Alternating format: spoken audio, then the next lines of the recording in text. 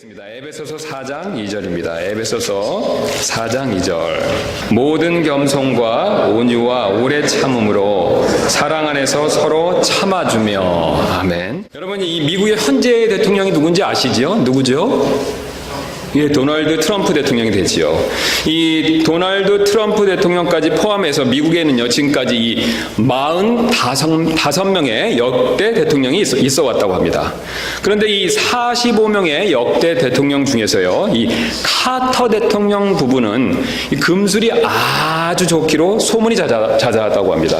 여러분, 카터 대통령이 누군지 아시지요? 예, 39대 대통령이었고, 이 땅콩 대통령이라고 해서 이 땅콩 재배를 해서 부유하게 되고 그 뒤에 정치 입문해서 대통령까지 된 그런 분이시죠. 한 번은 이 카터 대통령 부부 이 두 분이요, 하버드 대학에서 강연을 끝내고 이 질의를 받는 시간을 잠깐 가졌다고 합니다. 그런데 그때 한 학생이 이런 질문을 던졌다고 하는데요. 두 분이 어떻게 인꼬 부부가 되실 수 있는지, 그렇게 인꼬 부부가 되실 수 있는지 비결은 무엇입니까? 그러자 카터 전 대통령이 이렇게 대답했다고 합니다. 우리의 결혼 생활에서는 사랑이 30%이고요. 나머지 70%는 용서였습니다. 그러자 아내 로잘린 여사가 손을 번쩍 들고 일어나서 카터의 대답을 이렇게 수정했다고 합니다. 아닙니다. 우리의 결혼에서 사랑은 10%였고요. 90%는 용서였습니다. 이 말을 하자 모든 이들이 크게 웃으며 박수를 쳤다라는 그런 예화가 있었습니다. 여러분 어떻습니까? 일례가 있었습니다. 부부 사이에 이 행복의 조건이 있었다면요, 가장 큰 조건은 서로 용서하고 참아주는 일이 되지 않겠습니까? 예, 부부 생활을 오래 하신 분들은 아마 이 말에 동의가 되실 것입니다. 그런데 이 용서하고 참아주는 일은요, 가정에서 부부간에만 중요한 것이 아니죠. 오늘 본문 말씀을 보시면 교회에서도 그 사실이 매우 중요하다라는 것을 오늘 사도 바울이 우리에게 그것을 말씀해 주고 계시죠. 그래서 우리 본문 말씀 다시 한번 보시면 4장 1절부터 보시면 바울이 이렇게 우리에게 권면하고 있지 않습니까? 그러므로 주의 갇힌 자 된 내가 너희에게 간청하노니 너희는 너희를 부르실 때 허락하신 그 부르심에 합당하게 걷고 모든 겸손과 온유와 오래 참음으로 사랑 안에서, 그 다음에 뭐라고 말씀하고 계십니까? 서로 참아주며. 사랑 안에서 특별히 서로 참아주는 것이 필요하다라고 그렇게 지금 우리에게 간청하고 계시죠. 여기서 이 참아주다라는 동사는요, 용납하고 받아준다라는 그런 그림을 가지고 있습니다. 즉 상대방이 어떤 부족함이나 잘못이 있다 하더라도요, 그것을 용서하고 용납하고 이렇게 받아준다라는 그런 의미를 가지고 있다라는 뜻이 되겠습니다. 그래서 성경은 이 단어를요, 고린도전서 11장 1절에서 용납이라고 바꾸어서 다음과 같이 표현한 적이 있습니다. 제가 한번 읽도록 하겠습니다. 원하건대 너희는 나의 어리석은 것을 조금 용납하라. 참으로 나를 용납하라. 지금 바울 자신이 뭐라고 표현하고 있습니까? 이 자신의 어리석음을 용납하고 용서하고 참아주라 라고 그렇게 지금 말씀하고 있죠. 이처럼 주님은 우리가 이 서로에게 부족함과 잘못함이 있다 하더라도요, 서로를 용서하고 용납하고 참아주기를 원하고 계십니다. 그런 저와 여러분 되시기를 주님의 이름으로 소원합니다. 자, 그렇다면 어떻게 하면 서로에 대해서 잘 용납하고 잘 받아주고 잘 참아줄 수 있을까요? 즉 서로 잘 용납하는, 잘 참아주는 방법은 무엇이 될까요? 사실 이와 비슷한 질문을 이 사도 베드로가요, 마태복음 18장에서 예수님께 직접 한 적이 있었죠. 우리 마태복음 18장으로 잠깐 가서 확인해보는 시간 갖도록 하겠습니다. 마태복음 18장 21절부터 22절까지 말씀 보시면 베드로가 아주 이와 비슷한 질문을 예수님께 이렇게 한번 드린 적이 있었죠. 18장 21절부터 22절까지 되겠습니다. 자, 18장 21절에 사도 베드로가 이렇게 예수님께 말씀을 드리죠. 그때 베드로가 그분께 나와 이르되 주여, 내 형제가 내게 죄를 지으면 내가 몇 번이나 그를 용서하리까? 7번까지 하리까 하매 예수님께서 그에게 이르시되 내가 내게 이르노니 7번까지가 아니라 70번씩 7번까지 하라. 지금 베드로의 질문은 어떤 것입니까, 여러분? 이 어떤 형제가 자기에게 죄를 지면요, 몇 번이나 참아주고 그 다음에 그것을 받아줘야 됩니까? 라고 예수님께 아주 분명하게 지금 질문을 하고 있죠. 자, 그래서 베드로는 가장 그 당시에 유대인들의 전통에 따라서 많이 할 수 있는 일곱 번까지 참으면 됩니까? 라고까지 이렇게 질문을 했죠. 그래서 예수님께서는요, 어떻게 대답을 하셨냐면 70번씩 7번, 그 다음에 70번씩 몇 번입니까? 70번 곱하기 7번, 그래서 무려 490번까지 참아주는 것이 필요하다라고 말씀하고 계시죠. 여러분 어떻습니까? 정말 충격적인 대답을 예수님께서 지금 해주신 것이지 않습니까? 왜냐하면 이런 예수님의 우리에 대한 요구 상황은 사실은 불가능한 요구이기 때문에 그렇죠. 즉 내 형제가 나에게 똑같은 죄를 몇 번이나요? 490번 계속해서 지으면 어떻습니까? 490번 계속해서 용서해줘야 된다는 것이죠. 쉬운 예로요, 어떤 형제가 주일에 인사를 해도 받지 않고 모른 척합니다. 분명히 잘못이지요. 인사를 해도 인사를 안 받습니다. 모른 척한다는 것이죠. 그것도 매주 그렇게 합니다. 그런데 오늘 예수님 말씀 그대로 적용하면요, 문자 그대로 그 예수님 말씀 그대로 그것을 적용하면요, 어떻게 됩니까, 여러분? 계속해서 용서해줘야 되죠. 몇 번까지 용서해줘야 됩니까? 490번이나 참아줘야 된다는 것이죠. 제가 계산을 해보니까요, 매주 한 번도 빠지지 않고 그렇게 모른 척 한다면요, 무려 9년 동안이나 계속해서 쉬지 말고 용서해줘야 됩니다. 우리 대부분은요, 누가 그렇게 한다면 9년 동안 참아주는 것보다는 아마도 다른 교회로 옮기는 일을 먼저 고려해 볼지도 모르겠습니다. 이렇게 오랫동안 참아주는 일은 사실 우리의 힘으로는 불가능한 일이 되지요. 그런데도 오늘 본문 말씀 봤었을 때 예수님께서는 우리에게 그렇게 하라고 명령하고 계시죠. 그리고 이어지는 구절에서 그렇게 할 수 있는 방법마저도 우리에게 지금 알려주고 계십니다. 아주 이해하기 쉽게 비유를 통해서 우리에게 가르쳐 주신다는 것이죠. 그래서 우리가 너무 익히 잘 아는 바로 만 달란트 비유를 통해서 그 방법을 친절하게 우리에게 지금 말씀해 주고 계시죠. 자, 아시는 대로 뒤를 넘기시면 우리 23절부터 예수님께서 35절에 걸쳐서 이 만 달란트 비유를 통해서 우리에게 잘못하는 이 형제 자매들에게 바로 어떻게 하면 잘 용서해 줄 수 있는지 그 원리와 방법을 우리에게 지금 분명히 말씀해 주고 계시죠. 아시는 대로 이 만 달란트 비유에서 예수님께서는 처음에 이렇게 시작하십니다. 어떤 왕이 자신에게 10,000달란트 빚진 사람, 10,000달란트 빚진 종을 끌고 왔다라는 내용으로 시작하죠. 그래서 23절, 24절 이렇게 시작하고 있습니다.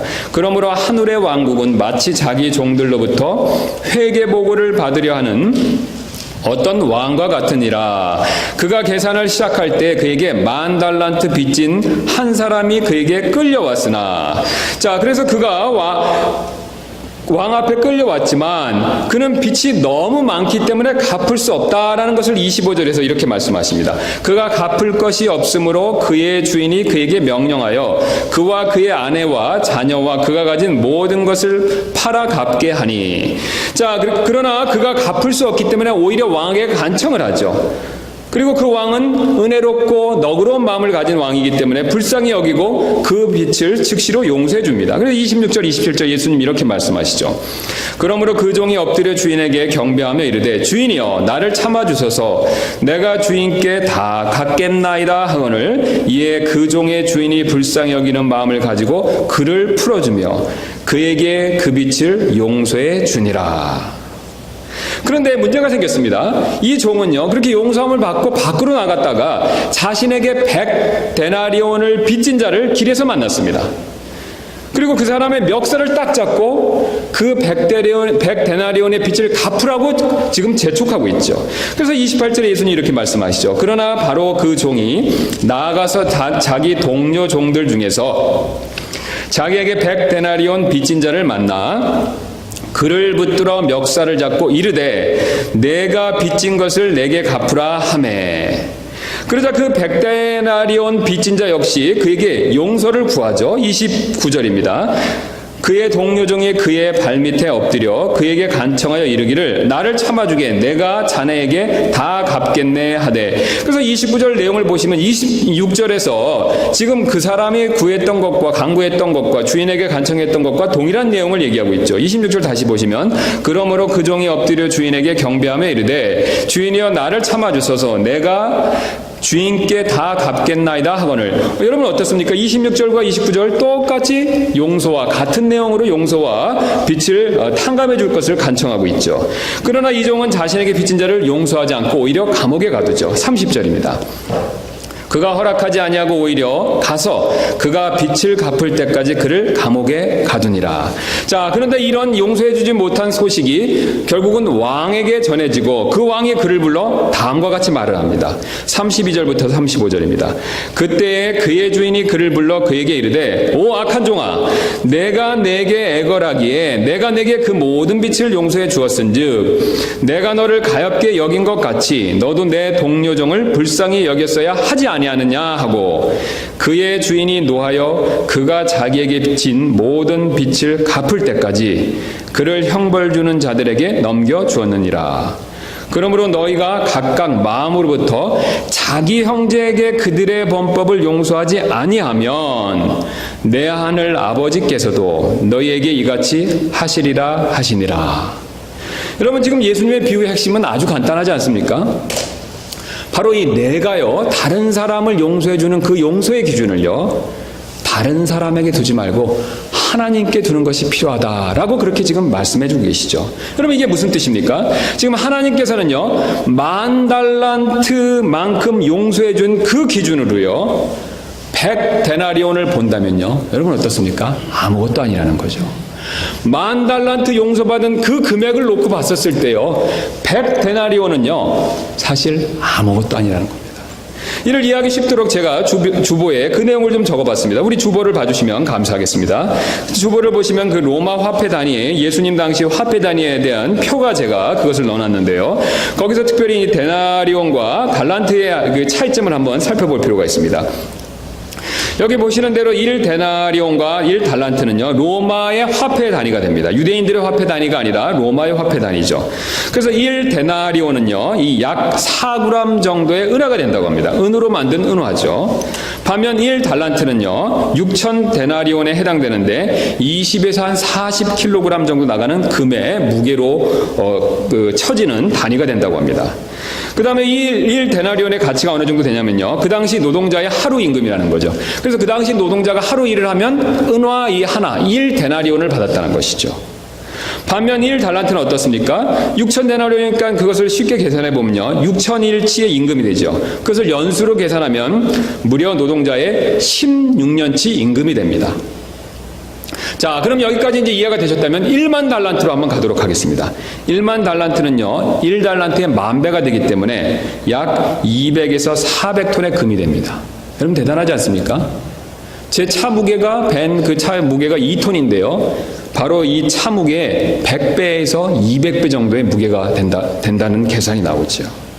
또 노동자 임금으로 치면 어떤 계산이 나오냐면요. 16만 년치 임금이 됩니다. 여러분 어떻습니까? 얼마나 큰 액수입니까? 그래서 노동자 하루 임금을요, 그걸 우리가 이해하기 쉽게 현재로 한번 가치로 따져보면요, 현재 하루 일하는 가치를 10만 원 정도 계산해 보면요, 뭐 시간당 12불, 13불 잡고 8시간이라면 그 정도 나오지 않습니까? 이렇게 그렇게 계산하면요, 6조 가까이 되는 액수가 되죠. 그럼 6조가 얼마나 큰지 제가 또 한번 계산해 보니까요, 우리가 이게 지금 밴쿠버 살면서 100만 불짜리 집이 있다라고 하면 큰 집이죠. 큰 좋은 층에 들어가는데요, 이 100만 불짜리 주택 6,000채를 살 수 있는 가격입니다. 대단하지 않습니까? 웬만한 타운 이상 되는 그런 액수라는 거죠. 게다가 당시 노예 한 명의 최고가가 2,000데나리온이었는데요. 노예 3만 명을 팔아야 갚을 수 있는 그만큼의 액수라는 것이죠. 또 그 당시 로마가 이 팔레스타인 지역에서 거두어들인 한 해 세금이 대략 800달란트였다고 합니다. 그러면 10,000달란트는 이것의 10배 이상 되는 액수죠. 대단한 금액이지 않습니까? 예수님께서 특별히 10,000달란트라고 말씀하신 더 구체적인 이유가 있습니다. 이 성경을 쭉 보시면요, 시간 있으면 한번 꼭 찾아보실 필요가 있습니다. 성경에서 이 달란트 단위가 나왔었을 때요, 바로 이 다윗이 성전 건축을 위해서 금 10만 달란트를 예비했다라는 내용 다음으로 가장 큰 액수가 오늘 본문에 나오고 있습니다. 10만 달란트 밑에 그 다음에 두 번째로 나오는 단위가 바로 이 10,000달란트라는 거죠. 여러분 지금 예수님의 요점이 무엇입니까? 엄청나게 큰 액수라는 거죠. 한마디로 이 10,000달란트의 빚은요, 조금 전에 읽었던 우리가 18장 25절에 나와 있는 것처럼 그와 그 자신과요, 그의 아내와 자녀와 그가 가진 모든 것을 팔아도 갚을 수 있습니까? 갚지 못합니까? 갚지 못하는 거죠. 로마 황제가 되지 않는 이상은요, 총독보다도 더 많은 재산이 있지 않는 이상 이것을 갚을 수 없는 빚이라는 거죠. 이 10,000달란트 빚진 자는요, 이처럼 큰 빚을 용서받았다라고 예수님 말씀해 주고 계십니다. 이 점을 명심하라는 것이죠. 이 점을 기억하라는 것입니다. 자, 그러면 10,000달란트 이렇게 큰 액수를 탕감받고 용서함 받았기 때문에 자신에게 100데나리온의 빚진 자는 어떻습니까? 충분히 용서해 줄 수 있지 않느냐라고 되묻고 계시는 것이죠. 물론 100데나리온 역시 그 빚이 결코 작은 돈은 아닙니다. 지금으로 치면 한 1,000만 원 정도 된다는 것이죠. 그럼에도 불구하고 여러분 어떻습니까? 6조의 빚을 탕감받았으면요, 다른 사람이 나한테 1,000만 원 빚을 줬으면 어떻습니까? 충분히 그것을 탕감해주고 용서해줄 수 있다는 것이죠. 즉 자신이 하나님 앞에서 얼마나 많은 죄를 용서받았는가를 한번 생각해 보라는 것이죠. 다시 말해 하나님께서 얼마나 많이 참아주시고 우리를 받아주셨는가를 한번 생각해 보라는 것이죠. 그래서 그 기준을 가지고요, 그 기준으로 다른 사람이 나에게 잘못한 것을 비교해 보면요, 아무것도 아니기 때문에 충분히 용서해 줄 수 있다라고 예수님께서 그것을 우리에게 말씀해 주고 계십니다. 쉬운 예로 우리가 하나님께서 가증하게 여기시는 우리 잠언 6장에 나오는 7가지 죄를 한번 생각해 볼 필요가 있습니다. 우리 잠언 6장으로 한번 가서 잠깐 보도록 하겠습니다. 잠언 6장 16절부터 19절 보면요, 하나님께서는 모든 죄를 싫어하시지만 가증하게 여기시지만 특별히 더욱더 가증하게 여기시는 죄가 있다라고 말씀해 주시는데요, 잠언 6장 16절부터 19절입니다. 제가 읽도록 하겠습니다. 주께서 이 6가지를 미워하시며 참으로 7가지가 그분께 가증한 것이니. 자, 앞에서 6가지를 미워하시고 지금부터 얘기하는 7가지를 주님께서는 아주 가증하게 여기신다라고 말씀하고 계시죠. 어떤 것이냐면 첫 번째 곧 교만한 눈빛과, 두 번째 거짓된 혀와, 세 번째 무죄한 피를 흘리는 손과, 네 번째 사악한 상상의 꾀를 꾸미는 마음과, 다섯 번째 신속히 해악으로 치닫는 발과, 여섯 번째 거짓들을 말하는 거짓 증인과, 일곱 번째 형제들 가운데 불화를 뿌리는 자니라. 지금 주님이 무엇을 가르쳐주고 계십니까? 모든 죄를 가증하게 여기시지만 특별히 이 7가지 죄만큼은 더 가증하게 여기신다라고 말씀하시죠. 자, 그런데 만약 우리가 이 7가지 죄 중에서요, 교만한 눈빛을 하루에 한 번, 두 번도 아니고 한 번 품었다라고 생각해 보시고 80년 살면요, 25,550번 죄를 짓습니다. 적은 죄가 아니죠. 게다가 여기 교만죄뿐만 아니라 거짓말의 죄를 하루에 같이 두 번, 이렇게 2가지 죄를 동시에 지으면요, 그렇게 죄를 짓고 80년을 살았다라고 하면요, 51,100번이 된다는 것이죠. 여러분 이렇게 계속해서 계산해 보면요, 이 7가지 죄를 하루에 다 짓고 80년을 살았다라고 계산해 보면요, 178,850번의 죄를 짓습니다. 여러분 어떻습니까? 결코 적은 수의 죄가 아니지요. 이 죄 외에도요, 로마서의 1장 19절부터 29절부터 31절에는요, 우리가 짓지 말아야 될 23가지 죄가 나옵니다. 이 죄까지 하루에 다 지었다라고 계산하고 80년을 살면요, 76만 6,500번의 죄를 짓습니다. 여러분 그런데 놀라운 사실은요, 우리가 70만 번 이상 지은 이 모든 죄를 주님께서는 단번에 용서해 주셨다는 것이죠. 여러분 이 사실 정말로 믿으십니까? 골로새서 1장 14절 이렇게 말씀하고 계시죠. 그분 안에서 우리가 그분의 피를 통해 구속 곧 죄들의 용서를 받았도다. 여기서 죄들이라고 말씀하고 계십니다. 우리가 지은 수십만 번의 이 죄들이 예수 그리스도를 통해서 단번에 다 용서받았다는 것이죠. 여러분 그렇다면 어떻습니까? 내 지체가 나에게 잘못하는 한두 가지의 죄는요, 우리는 용서해 줄 수 있다라고 오늘 주님이 그것을 말씀해 주고 계시죠. 제가 목회자로서 종종 성도분들과 상담할 때가 있습니다. 그 중에 상담하는 내용에 적지 않은 부분이요, 이 다른 사람들이 자신에게 어떤 잘못을 저질렀기 때문에 그것을 힘들어하시는 내용이 됩니다. 그런데 이 힘들어하시는 이 잘못의 내용이요, 대개는 한 가지입니다. 2가지인 경우는 드물고요, 3가지인 경우는 거의 없습니다. 즉 평균 다른 사람이 나에게 한 가지나 많아야 2가지 죄 때문에 힘들어하신다는 거죠. 다시 말해 이 한두 가지의 죄의 문제를 그 잘못을 용서해 주지 못하기 때문에 힘들어한다는 것이죠. 여러분, 그러나 우리가 앞에서 살펴봤던 것처럼 하나님께서는요, 우리의 수십만 가지의 죄를요, 단번에 용서해 주셨습니다. 여러분, 그렇다면요, 우리는 최소한, 우리에게 잘못하는 최소한 한두 가지의 죄, 다른 사람들, 형제들의 그 범죄와 잘못을 용서해 줄 수 있지 않겠습니까? 그래서 성경은 이렇게 말씀하고 계시죠. 에베소서 4장 32절입니다. 서로 친절히 대하며 상냥한 마음을 품고 서로 용서하기를 하나님께서 그리스도로 인하여 너희를 용서하신 것 같이 하라. 또 골로새 3장 13절입니다. 누가 누구와 다툴 일이 있거든 서로 참고 서로 용서하되 그리스도께서 너희를 용서하신 것 같이 너희도 그리하며.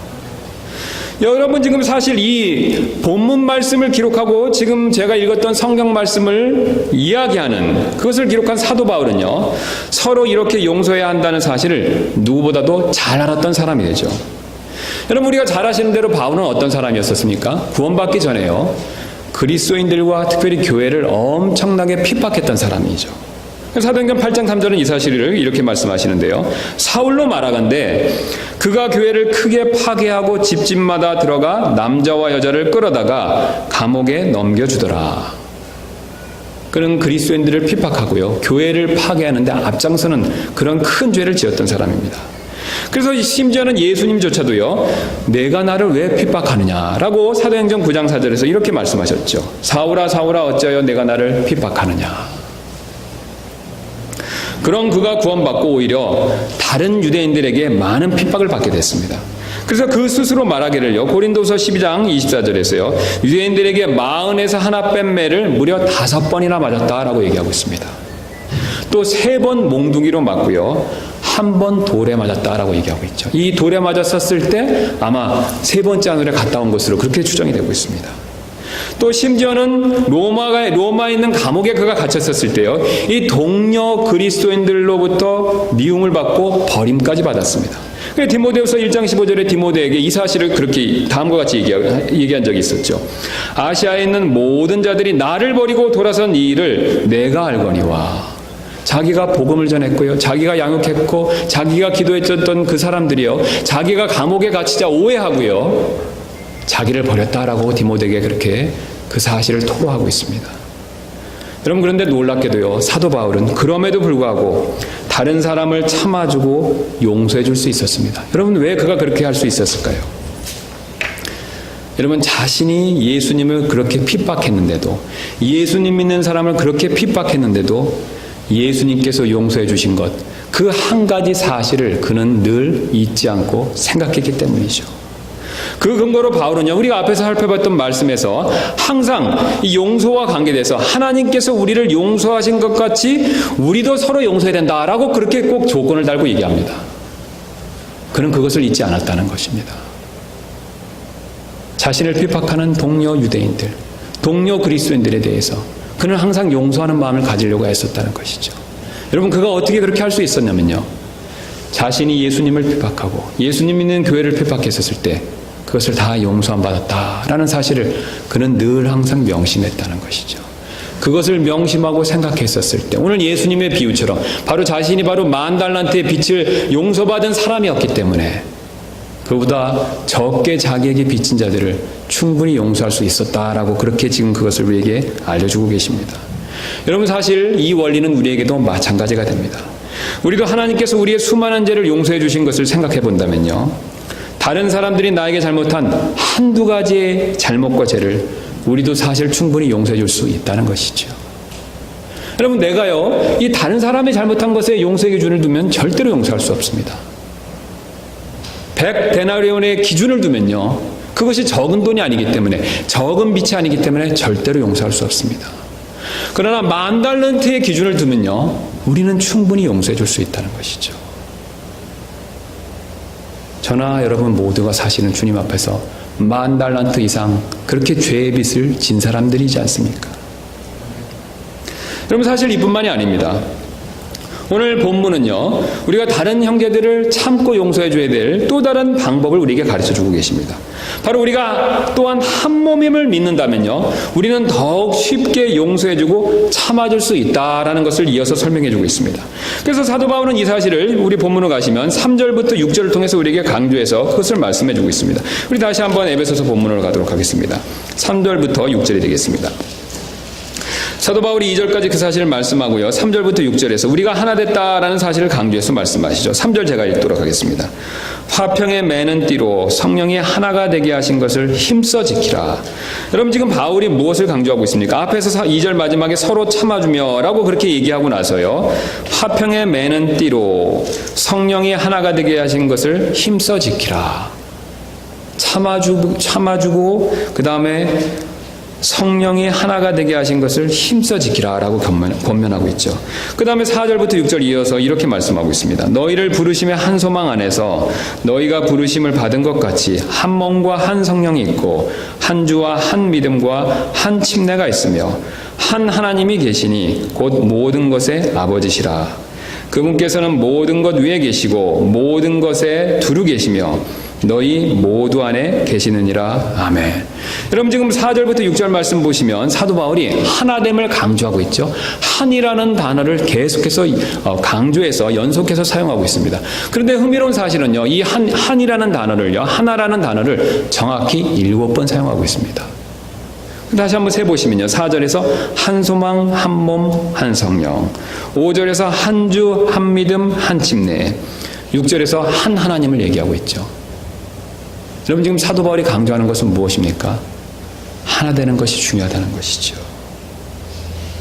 바로 우리는요, 한 몸 안에서 한 지체이기 때문에 서로 용서해주고 참아주는 일은 너무나도 당연한 일이다라는 그런 뜻으로 우리에게 이것을 강조해서 말씀해주고 계시다는 것이죠. 쉬운 예로요, 여러분, 우리가 가끔요 음식을 씹다 보면 이가 우리 혀를 스스로 깨물 때가 있죠. 여러분, 그런 경우 있으시죠? 예. 한두 번이 아니라 종종 그럴 때가 많이 있습니다. 예. 피곤하거나 그러면 더 자주 그렇죠. 자, 그렇다고 해서 혀가요, 이를 뽑아달라고 요구하는 것을 보신 적 있습니까?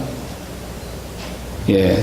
이 혀가 이에게 씹혀갖고 상처가 났다고 이 혀가 이한테 이를 뽑아주세요 라고 이렇게 요청하는 것을 보신 적 있습니까? 그렇게 요구하는 것을 보신 적이 없으시죠? 사실 혀는요, 그런 상처와 고통을 당했다 하더라도 이에게 아무 말도 하지 않고 묵묵히 참아줍니다. 여러분, 왜 그렇습니까? 한 몸이기 때문에 그렇다는 것이죠. 그것도 바로 자신 옆에 있는 지체이기 때문에 그렇습니다. 그 대신 우리 몸의 각 지체는요, 이 혀에 난 상처의 아픔을 함께 공유하죠. 그래서 협력해서 혀의 상처를 치료해 줍니다.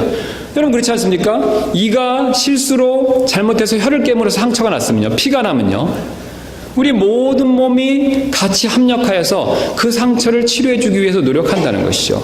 가장 먼저 어떻습니까? 눈은 약이 어디 있는가를 찾지요.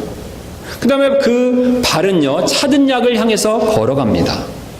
그 다음에 손은 그 약을 꺼냅니다. 그리고 입은 크게 벌려줘서 그 약이 상처난 곳에 잘 바를 수 있도록 도와주죠. 그렇게 해서 혀에 난 상처를 치료해 준다라는 뜻입니다. 비록 이가 잘못했다 하더라도요, 서로 오래오래 참아주는 것이죠. 여러분, 왜 그렇습니까? 모든 지체는 둘이 아니라 하나이기 때문에 그렇다는 것이죠. 한 지체이기 때문에 잘못이 있어도 서로 참아준다라는 뜻이 되겠습니다. 여러분, 한번 발을 한번 생각해 보시기 바랍니다. 이 발은 더러운 먼지가 잔뜩 묻을 때가 많이 있죠. 그럼 먼지가 더러운 것이 많이 묻으면 어떻습니까? 저절로 냄새가 납니다. 그러다 보면 발에 무좀이 생길 때도 있습니다. 자, 그렇다고 해서 우리는요, 발을 절대로 배척하지 않죠.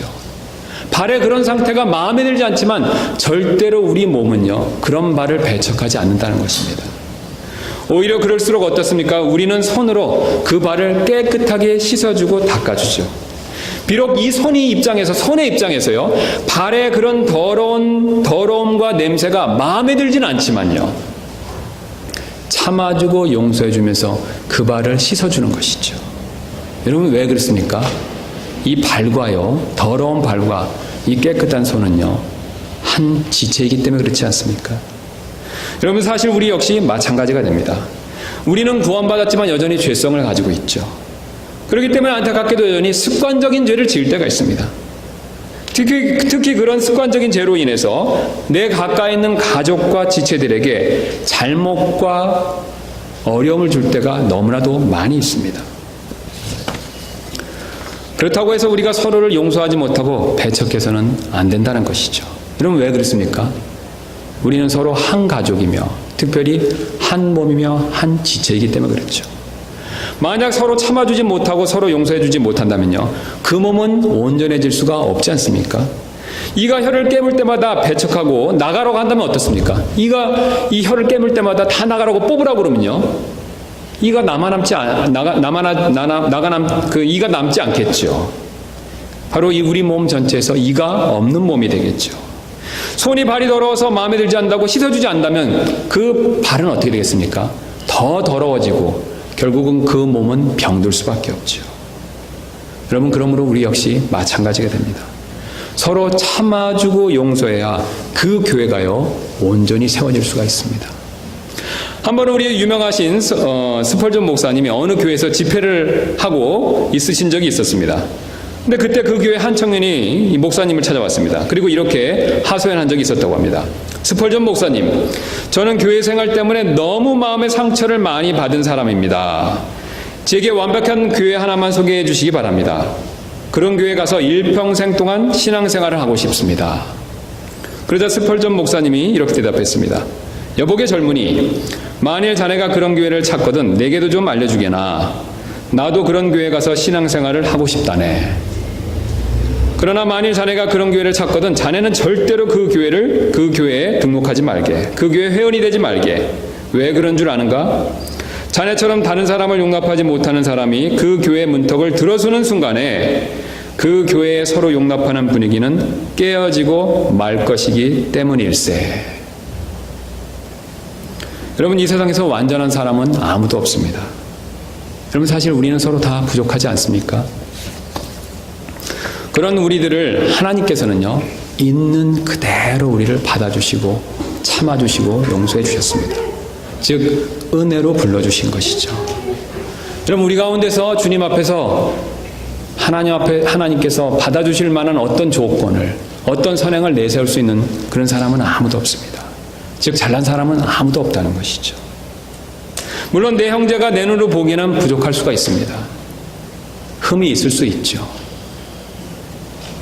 분명히 나에게 지속적으로 잘못을 할 수가 있습니다. 그러나 우리가요, 오늘 이 예수님의 마음을 품고 우리가 그리스도 안에서 둘이 아니고 하나가 되었다라는 사실을 생각한다면요, 우리는 분명히 사랑으로 용납해 줄 수 있습니다. 서로 참아줄 수 있다는 것이죠. 그럴 때 우리는 교회의 하나됨을 더욱 힘써 지킬 수 있다는 것이죠. 오늘 본문은 분명히 이 사실을 이렇게 말씀하고 있죠. 모든 겸손과 온유와 오래 참음으로 사랑 안에서 서로 참아주며 화평의 매는 띠로 성령이 하나가 되게 하신 것을 힘써 지키라. 우리가 이렇게 하나됨을 힘써 지켰을 때요, 사실 위로는 하나님께서 영광을 받으실 것입니다. 여러분, 우리가 성경을 유심히 보시면요, 우리가 생각하는 것 이상으로 하나님께서는 하나됨을 너무나도 중요하게 여기십니다. 그분 자신이 삼위일체이신 하나님이시고요, 또 그분께서는 아들을 통해서 우리를 그분의 하나됨 안에 우리를 부르셨습니다. 그래서 우리 교회를 한 몸이며 한 지체라고 부르고 계시다는 것이죠. 우리가 이렇게 하나가 됐었을 때 위에 계신 하나님께서는 기뻐하시고 영광을 받으실 것입니다. 또한 우리가 그렇게 완전히 하나가 됐었을 때, 서로 참아주고 용서해주고 서로 품어주었을 때, 사실 내 주변의 불신자에게 선한 간증을 내세울 수 있겠죠. 선한 간증을 보여줄 수 있겠죠. 여러분, 사실 사람들이 자기에게 잘하는 사람들은 잘합니다. 그러나 자기에게 잘못하는 사람들을 용서해주기 어렵죠. 여러분, 여기에 그리스도인들의 차이점이 있습니다. 우리 주님은 우리가 잘못했는데도 불구하고 우리를 다 그대로 참아주고 받아주셨습니다. 우리가 주님의 모습을 따라 그렇게 했었을 때요, 세상 사람들이 우리가 세상과 다르다는 것을 분명히 인식할 수 있을 것입니다. 그리고 그 사실이, 그 간증이 그들의 마음에 영향을 미칠 수 있다는 것이죠. 여러분, 요즘 시대의 교단을 초월해서 왜 많은 교회들이 욕을 얻어먹고 있습니까? 왜 많은 교회들이 사실 다른 사람들에게 손가락질을 받고 있습니까? 여러 가지 문제가 있지만요, 교회의 분열 때문에 그렇죠. 재정적인 문제를 분열하고 후임 목회자의 문제를 분열하고 그 안에 있는 어떤 의견 충돌로 인해서 분열하고 그런 모습을 봤었을 때 세상 사람들은 교회를 인정하지 않는다는 것이죠. 우리가 그 진정으로 우리 교회가 이 밴쿠버 지역에서 예수 그리스도를 참되게 증거하기를 원하십니까? 여러분 그렇다면 우리는 서로 용서해 줌으로 오늘 주님께서 말씀하신 것처럼 화평에 매는 띠로 성령이 하나가 되게 하신 것을 힘써 지킬 필요가 반드시 있습니다. 이를 힘써 지키는 저와 여러분들 되시기를 주님의 이름으로 소원합니다.